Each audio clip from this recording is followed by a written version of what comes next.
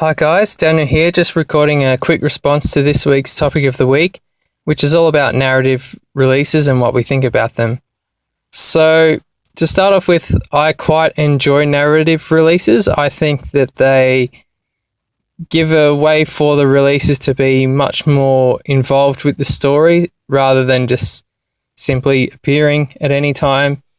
I feel like the way they used to do it, where suddenly a whole new army would just appear, it doesn't really get you involved with the fluff at all, whereas having the releases linked to the narrative in some way means that the models are keeping up with the story, so the story's relevant. It also means that there's some heightened anticipation of releases, because if you're keeping up with the story, you can see what's going on and start to predict what's going to come out next. In terms of Age of Sigmar, I must admit I haven't been keeping up with the story, so I can't comment on either the current narrative releases or make any predictions about what might be next. I can, however, relate my experience during the Storm of Chaos campaign, which was about 10 years ago now, in which a lot of the releases were narratively based, and that was a really good way of keeping the model releases relevant to the campaign and keeping the story of the campaign interesting. During this time, Games Workshop didn't really have a good reputation for running online campaigns. They generally just put the book or campaign supplement out there, put up the online portal to put your results, and then just left it go.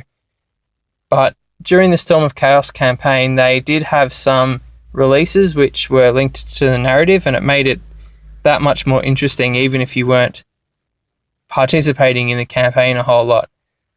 The best example is the character Volton, who, and I believe his first release was just before the campaign, started out as an on-foot hero level character who had some neat abilities, but was just a bit of a sort of a sideshow. And then during the campaign, in the narrative, he was built up to be the reborn Sigmar, I believe. And so as the story progressed, new models and rules were released for him, so that his progression in the story was reflected in his progression on the battlefield and on the tabletop. And as I said, that just, it created a much greater link between the fluff or the narrative and the actual campaign gameplay and model releases, because you could see that as the campaign wore on, the actual tabletop armies changed, and so the games that were being played were changing along with the narrative. And I think it was really interesting, even though I never played with the Empire, and so never really engaged with this model in particular, but just the fact that things were ebbing and flowing made the campaign that much more interesting than if you were simply just putting your results up online and then something happens in the background. Just a further point on narrative releases. I mentioned earlier that I haven't been keeping up with the fluff for Age of Sigmar, and the big drawback with narrative releases is that if people aren't keeping up with the narrative, then the whole benefit of narrative releases is really lost, because the point is that the releases are in line with the story, and if you don't know the story, well then it doesn't matter what's released. And I feel like you can really only keep up with the narrative if you're getting the soft copy novels that they're producing and getting all the battle tomes and reading all the stories. And this is the real downside to this sort of approach, is that it's really only the people who can afford and the people who are willing to purchase everything that get totally involved with it. I myself have always been interested in the story, but just budget-wise have only really purchased the books and things that are relevant to me. And I feel that if Games Workshop are going to be doing narrative releases, they need to be putting in a bit of effort to make the narrative a bit more accessible.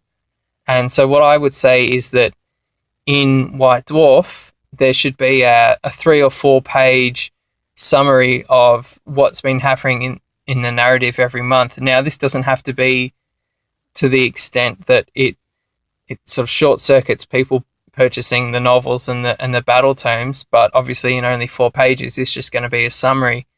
But it means that people who are a bit less invested in the hobby in terms of buying absolutely everything, but still interested in the narrative, still quite involved in the hobby, that they're purchasing White Dwarf every month. It just means that they can keep up with the hobby and the narrative, and then these narrative releases mean a little bit more to them. I might finish it there. On a final note, I noticed that my last video had a downvote.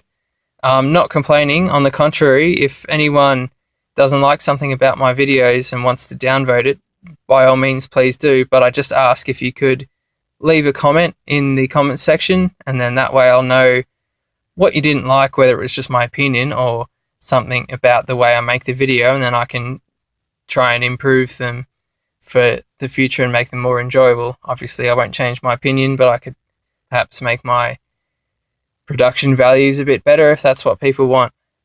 All right, till next time, cheers.